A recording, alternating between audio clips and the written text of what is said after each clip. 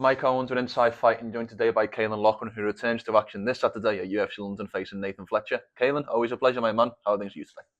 Very good, lad. Very good. Good to be here. Good to be back about the UFC. So, unreal.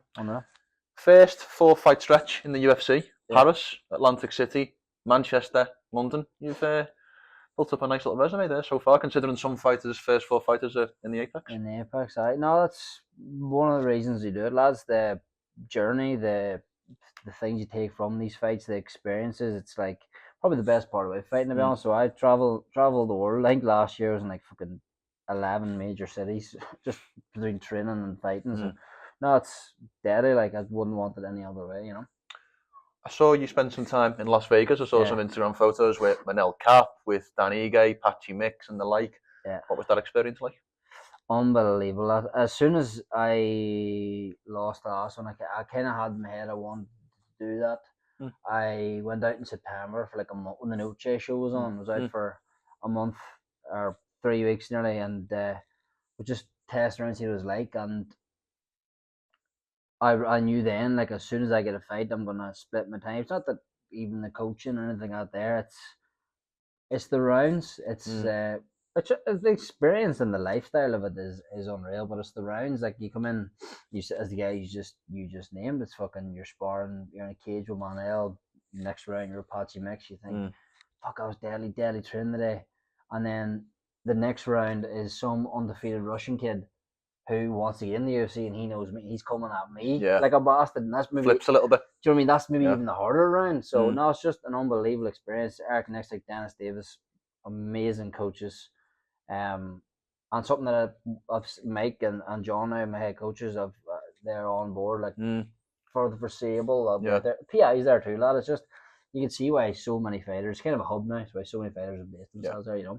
Should have done it sooner. Yeah, I was going to ask about that because obviously I know you've got your coaching team at home. I know you're Of loyal course, to them, but is that something that you want to do a little bit more throughout your career? Go out, get new looks with it. As much as the guys at home are important, getting new looks and being almost uncomfortable is so important for training and preparation. 100%, 100%. The amount you evolve from them different styles and Mm. constant high levels, it's like game changer, absolute game changer. 100% gonna do it from now on, no doubt. What was your first reaction when you were offered Nathan Fletcher as your next opponent? I was sitting in Pogue Mahone's bar in Liverpool, I do. I was sitting there before Christmas and I was with Laura, my girlfriend, her friend who lives with her, and her boyfriend. And I jumped up and was like, my phone goes, I was like, what? I was like, I've got a fight here. It was a Friday night. Malky, my new manager, in first round, got on me. That was good, lad. Good matchup, bit of history, Mm. local rivalry. Couldn't beat it, really. It was probably best case scenario, I thought. You mentioned local rivalry there. A lot of Uh, people who watch this fight on Saturday night might know that you guys fought together. I believe it was 2018 was the first date. must have been something Yeah. like that. I must have been. What do you recall from your first meeting? Well, he won was the Mm. first thing I remember. Very different. Amateur MMA, professional MMA are different. I wouldn't look to even for that fight to think what Nathan was doing then because I expect him to be a lot better Yeah. too. But just remember how I felt the day after I lost. Really, probably the What was that main like? thing. Brutal. Was that your first loss? First loss in No, amateur? I had lost one. Like even I think my first year of fighting, I had lost one Mm. night in Scotland. I just remember how I felt, and I actually remember that it was in the Devonish. It's like a famous place in Belfast for fighting. Mm. I was representing Ireland at the time. He was representing like north or west of England. Mm. Same day weighing for bantamweight. I definitely remember that one. Yeah, I can imagine. But I just again part of the journey. I was only a kid. He was a kid, so I Mm. don't look too much in it. Other than the fact that he's a win, so as a competitor, you want to get Mm. back, of course. We've filmed some very fun content over the last few months and years, but I've noticed you've been a little bit quieter on social media. I don't know if that's intentional or not, but I think about your first fight with Paris, and I think about some of the finger gestures that you were making to some of the crowd. Is that intentional to be a little bit quiet, or am I just reading into things? Yeah, 100%. But I say less, do more type Mm. thing for this one. But here, maybe the Brits will boo me and Mm. the wins I'll have to go again. Who knows? But no, definitely has been keeping the head down, traveling the world really to train. Not just Vegas, Europe, up and down the UK.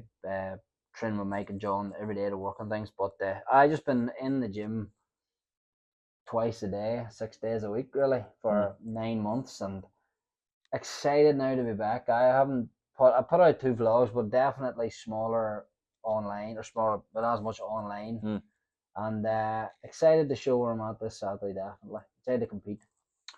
What have you learnt about yourself in these first 2 or 3 fights? Because I always think it's interesting. It's obviously such a big accomplishment for a fighter to get to the UFC, but this early, 3 to 5, first 5 fight run, such an interesting time in a fighter's career. What have you learnt about yourself?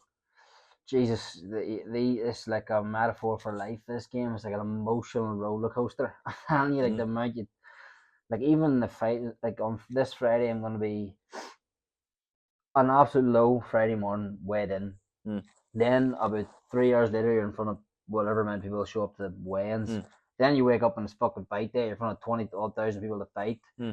You technically what you take from a spar when you film it back and try to improve, let alone from a fight. It's like, oh my god, you take so much from it. Maybe that's just me, but I do personally.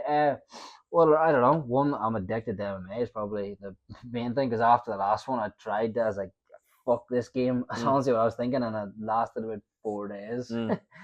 But I love the sport, and I try to learn every day in the gym, let alone through the fight. Coming off the last fight against Jake Hadley, Yeah. Are you feeling any extra pressure going into this one? Nah, life. What advantage would that be? Like honestly, very good point. Honestly, I don't. I try not to take any external, like any like fucking gym beefs. Fucking, he said this in the build up. He said this in the build up. You need to win this. Like, what advantage is there to that? Do you know what I mean? So I just try to think about the task in hands, me against Nathan, and I know if I perform Saturday night, I can beat Nathan. Just kind of how I see it, I imagine last Sunday must have been quite a different St. Patrick's Day for you. Jesus I imagine you're Christ, normally used to celebrating. Was it difficult giving up the celebration for St. Paddy's Day? This is this game. Like I love a pint of Guinness. I love a pint of Guinness, but so everyone comes out of Christmas slightly heavy, don't they? So it's never really a show in February. Even from amateur, it's usually like late March, early April. So the last 10 St. Paddy's, I probably get like 1 or 2. Literally in the last 10 years, I never ever get St. Paddy's Day.